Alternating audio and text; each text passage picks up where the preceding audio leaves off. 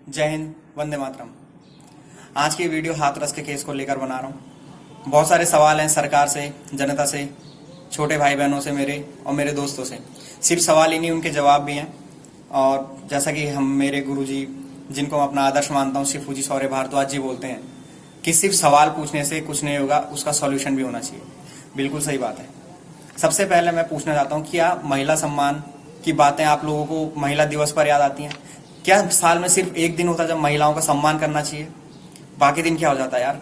ठीक उसी तरह है जिस तरह 15 अगस्त और 26 जनवरी को आप लोग तिरंगे के सम्मान और देश प्रेम की बातें करते हैं और बाकी के दिनों में आप लोग गायब रहते हैं। देखो, सिर्फ एक सॉल्यूशन है इन चीजों का। जो भी यूथ्स हैं, और आप सब जानते हैं कि किसी भी देश का फ्यूचर उसके यूथ्स के हाथों में होता है, तो उसका भविष्य हमारे देश का भविष्य हमारे हाथों में। हम अपने पीछे वाली पीढ़ी को क्या सिखाते हैं ये हम पर डिपेंड करता है, लेकिन हम क्या सिखा रहे हैं ये आप सब जानते हैं। आप सबकी स्टोरीज, आप सबकी पोस्ट्स, आप सबके मतलब बेतुके शायरियां, गाने इस तरह के आप डालिए, मुझे कोई प्रॉब्लम नहीं है। लेकिन जहां पे बात आती है गौरवशाली इतिहास की, महिलाओं के सम्मान की, वहां पे आप लोग कहाँ गायब हो जाते हैं यार? वहां पे भी उस दिन भी आपका वही चल रहा होता है, दिन रात हर जगह। आज अगर अक्षय कुमार, विराट कोहली, महेंद्र सिंह धोनी का बर्थडे है तो सबके पोस्ट, फेसबुक, स्टेटस, हर जगह सोशल मीडिया पे एक ही चीज चल रही है। लेकिन चंद्रशेखर आजाद जी, भगत सिंह जी, इन ऐसे बड़े महान क्रांतिकारियों का बर्थडे, जयंती आप लोगों को याद नहीं रहती। कोई बात नहीं, उसके लिए हम बताएंगे आपको। लेकिन आप लोगों को जिम्मेदारी लेनी पड़ेगी। जितने भी मेरी उम्र के यूथ्स हैं, मेरी उम्र के नौजवान हैं, उन सबको इस बात की जिम्मेदारी लेनी पड़ेगी कि हम अपनी पीछे वाली पीढ़ी को क्या सिखाते हैं। यार, हम उसी हिंदुस्तान से हैं जहां मर्यादा पुरुषोत्तम भगवान श्री राम ने जन्म लिया था। इसी हिंदुस्तान में छत्रपति शिवाजी महाराज के ही राज में बलात्कारी के हाथ पैर काटकर उसे चौराहे पर बिठा दिया जाता था। और आज क्या होता है यार? ये सवाल सरकार से है। दफा 302 के तहत फांसी दे देना क्या बलात्कारियों के लिए काफी है? मैं माननीय प्रधानमंत्री और गृह मंत्री, मुख्यमंत्री सबसे हाथ जोड़कर विनती करता हूं, एक ऐसा कानून, एक ऐसा लॉ हो जिसके तहत अपराधी के, बलात्कारी के हाथ पैर काटकर उसे चौराहे पर बिठाया जाए, तड़पा कर उसे मारा जाए।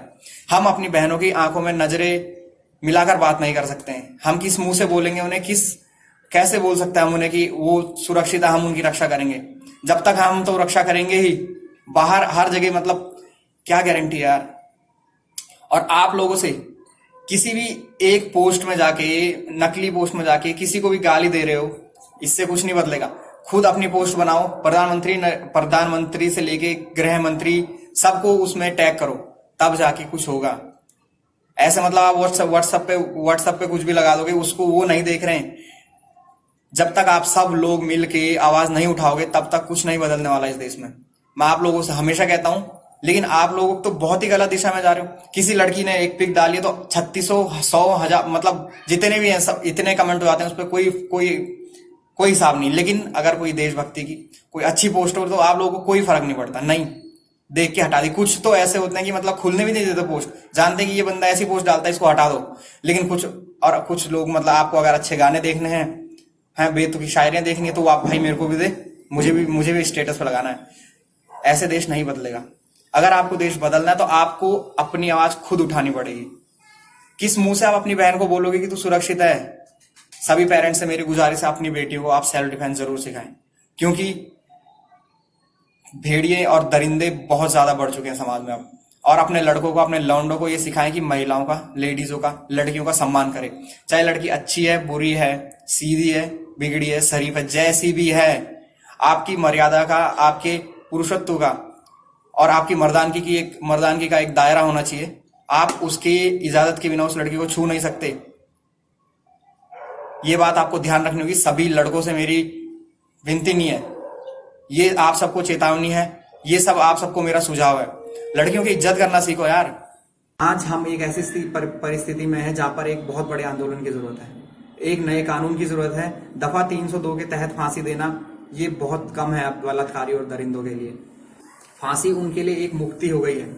मैं चाहता हूं आप सबके सब मिलकर एक आंदोलन खड़ा कीजिए, आवाज उठाइए, एक नए कानून के लिए आवाज उठाइए कि हमें एक ऐसा कानून चाहिए जिसके तहत बलात्कारी साबित होने के बाद उसके हाथ पैर काटकर उस दरिंदे को चौराहे पर बिठाया जाए और वो हश्र किया जाए कि उसकी आने वाली मतलब जो भी लोग लड़कियों के प्रति अनादर की भावना रखते हैं उनकी रूह तक काम जाए।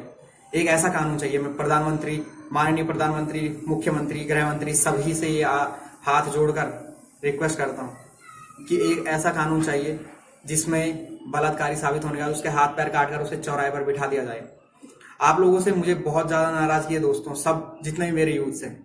यह देश में इतनी बड़ी घटना हुई लेकिन आप लोगों के पोस्ट और स्टोरीज पर क्या चल रहा है अभी भी? वही बेतुकी शायरियां और गाने। यार थोड़ा बदलिए। एक अगर आप सरकार के ऊपर सवाल उठाते हैं तो अच्छी बात है, बिल्कुल उठाइए। लेकिन अगर आप बिना कुछ किए आपस में, अब एक सागर, सौरभ, हरीश अगर आपस में बात कर लेंगे, इससे देश नहीं बदलेगा। आप सबको इकट्ठा होना पड़ेगा। आज इकट्ठे हो जाइए। आज किसी और की बहन के साथ हुआ है, कल आपकी बहन के साथ होगा। वो क्या वो बहन हमारी बहन नहीं थी? सबके सब इकट्ठे होकर एक नए कानून की मांग कीजिए। बहुत ज्यादा नहीं बोलूंगा। जय हिंद।